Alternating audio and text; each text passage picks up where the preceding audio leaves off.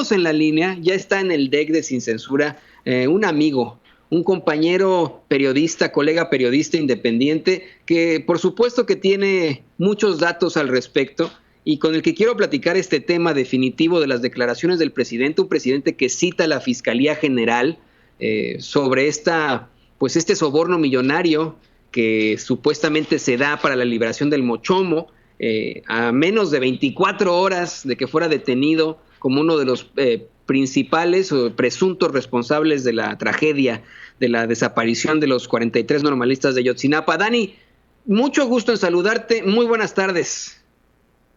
Toño, querido, qué gusto saludarte a ti, a Rafa, a Zenén, en esta transmisión, enviándole nuestro cariño y el deseo de pronta recuperación a nuestro admirado Vicente Serrano. Y desde luego con este tema que sacó Ámpula en la mañana, desde que sucedió, nosotros en la transmisión especial que se hizo con motivo del informe del presidente, tuvimos la oportunidad de señalar lo que nadie estaba señalando justamente en ese momento, de ahí la importancia del esfuerzo de comunicación que estamos celebrando. Dijimos que a mucha luz, fuerte sombra, y la sombra ha quedado demostrada justamente con la actuación del Poder Judicial en casos emblemáticos. Si bien no todo el Poder Judicial tiene corrupción, la realidad es de que en casos muy emblemáticos ha sido demostrada pues la corrupción.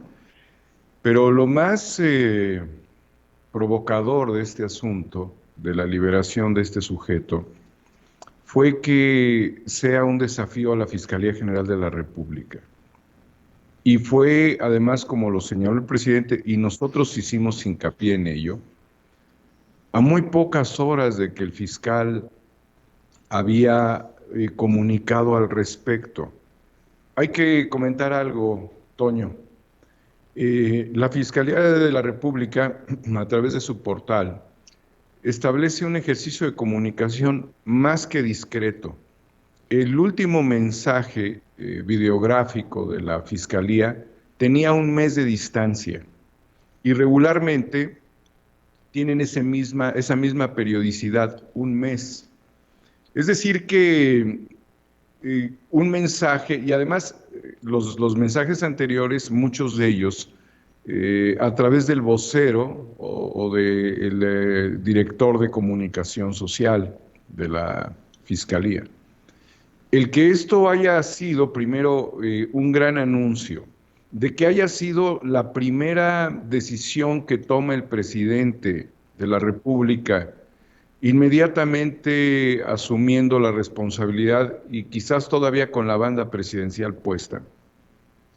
Y en la situación de la exposición del fiscal, luego de desenmarañar con gran dificultad el caso de los 43 jóvenes desaparecidos y ante nuevamente establecer un proceso legal por este tema, porque lo que heredó Cerón, lo que heredó Murillo Karam, lo que heredó Peña Nieto fue una estrategia de complicidad totalmente protegida, encriptada a través de la destrucción de la información, de la confusión, de la invención, de la posverdad, de todo ello.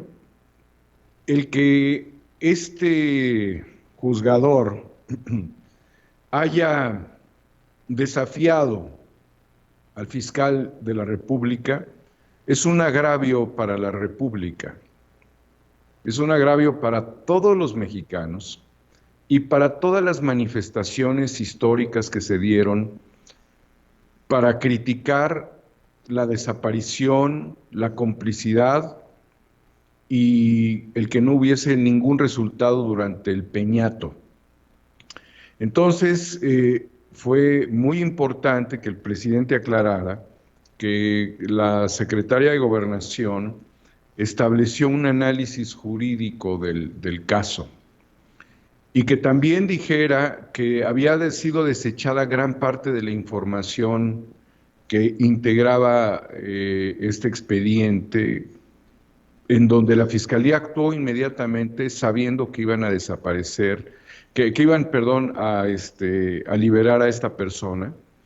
Y desde luego también saber que fue por dinero, que lo hicieron. Y como esto lo menciona el presidente, el tema de la corrupción. Y como también ha quedado evidenciado con este tema, los medios, algunos, han hecho eco a que hubo dinero de personas vinculadas y que fueron muchos millones de pesos. Lo más trascendente es que el gobierno de la República le manda un oficio, un documento a la Suprema Corte de Justicia de la Nación, al presidente de la Corte, para que tome cartas en el asunto.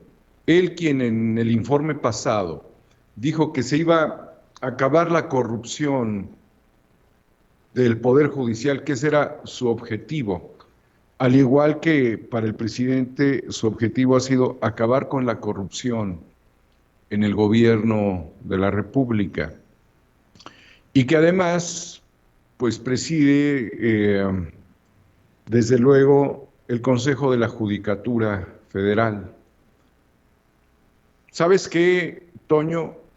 Este es el fin de ese juzgador. Ese es el fin, pero no solamente es el fin. Pero sí será el fin, Dani. Sino que ¿Verdaderamente Daniel Marmolejo es el fin del juzgador responsable? Responsabilidades.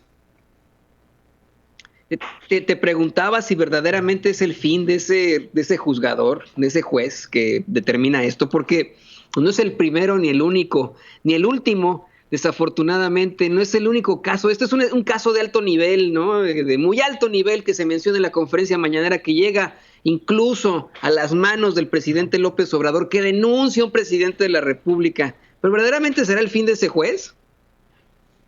Tiene que serlo, porque esto ya está en manos de la Corte, de la Suprema Corte de Justicia de la Nación, y automáticamente del Consejo de la Judicatura. Es el fin, y esta tendría que ser una clara acción, porque no hay una invención en la información respecto a que hubo corrupción para liberar a este personaje, pero la decisión no lo toman los funcionarios que acompañan, que analizan los expedientes, sino el que determina, y ese fue un juez, un juzgador.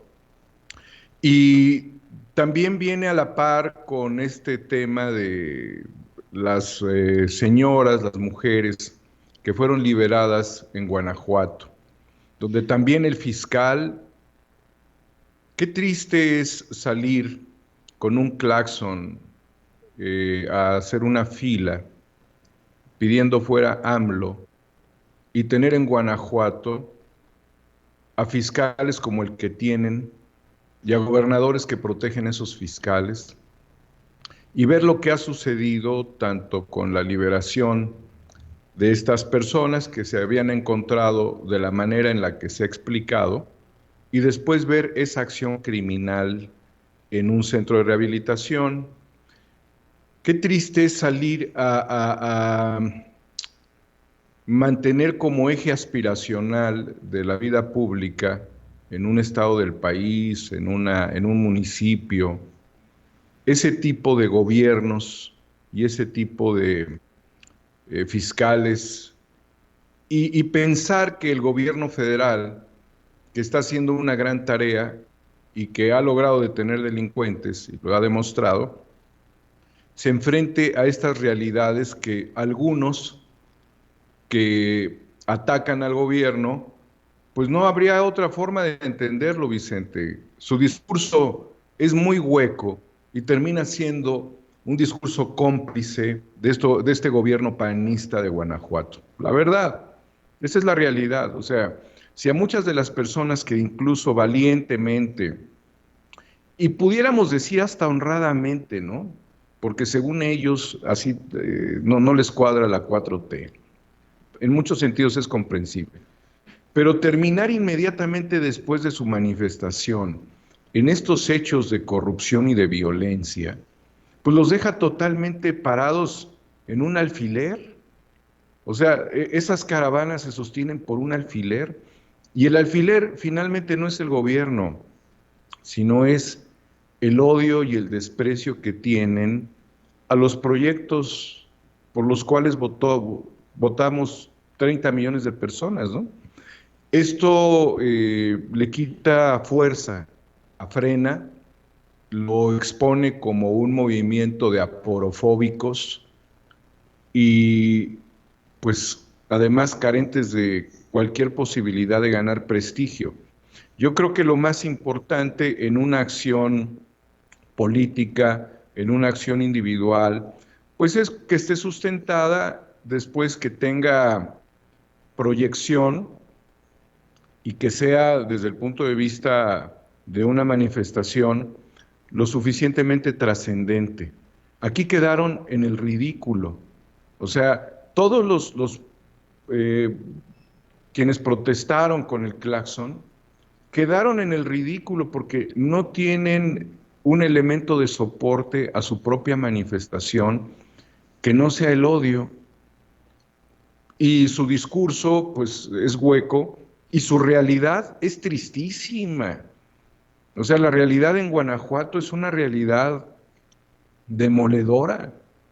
O sea, no puedes criticar a un gobierno federal cuando tu gobierno estatal es una vergüenza. Y cuando te demuestra que además, pues no ha salido de Guanajuato al mundo, ¿no? Como para tratar de entender las circunstancias, las necesidades de cambio, las realidades que enfrentan los modelos de organización política, las conquistas y las luchas. O sea, están llamados a pues no sé, al ostracismo, porque da vergüenza salir con un claxon para después enfrentarte a tu propio escenario local. Y esto es lamentable, mi querido Toño, pero quizás lo importante es que pasó y que se tienen que tomar acciones federales. Ahora sí, si aquí hemos presionado al fiscal, porque lo hemos hecho, Toño, Vicente, los ciudadanos que ven sin censura, que están en Incorruptibles, que están en los medios alternativos, que están con Iber, el Chapucero, en realidad todos los comunicadores independientes que se han preocupado por la actuación de la Fiscalía y demás, y que quisiéramos ver que la justicia llegara más pronto a este país y que no se disociara de la transformación, y que el Poder Judicial no fuese un poder ensimismado y corrupto, al que no hay que tocarlo ni con el pétalo de una rosa. Ciertamente, hoy el fiscal pues tiene una grave responsabilidad. Actuar contra el propio sistema judicial, que es el que libera criminales. Y quizás tú recuerdes, Toño, que en muchas participaciones que hemos tenido en la mañanera, antes de la etapa del COVID, fuimos muy directos. Hemos mencionado el nombre de varios jueces y de magistrados, y también del ministro Medina Mora. Y también aquí en este espacio, Toño, hemos dicho que a Medina Mora lo dejaron salir por la puerta de atrás, sin tocarlo, y que ese ha sido un grave error, un gravísimo error, porque los motivos de su renuncia solamente constitucionalmente tendrían que ser por una causa mayor. Y así fue, que son los vínculos con Rápido y Furioso, que son los vínculos con Medina Mora, que son todos estos vínculos que tienen que ver con la operación Hermes para liberar recursos congelados en cuentas de empresarios, de narcotraficantes, que estuvieron pues congeladas o inmovilizadas por la UIF, y que habla de más de 1,000 millones y algunos millones de pesos y algunos millones de dólares también, que les devolvieron a los criminales. Entonces, yo le pregunto al fiscal de la República en este momento, si además de su gran disgusto, si además de estar correspondiendo al primer objetivo del presidente de hacerle justicia a los 43, dejarían impune la actuación de este juzgador. Yo se lo pregunto al fiscal. Mira, Igualmente le pregunto al fiscal si el caso Medina Mora va a quedar impune. Y también le pregunto yo al fiscal si en el caso de criminales de cuello blanco van a permitir que, porque pueden mover mucho dinero, compren a otro juez. Porque ¿sabes qué? Sería el colmo del ridículo, Toño, que eso sucediera. Ya no puede suceder. No debe suceder.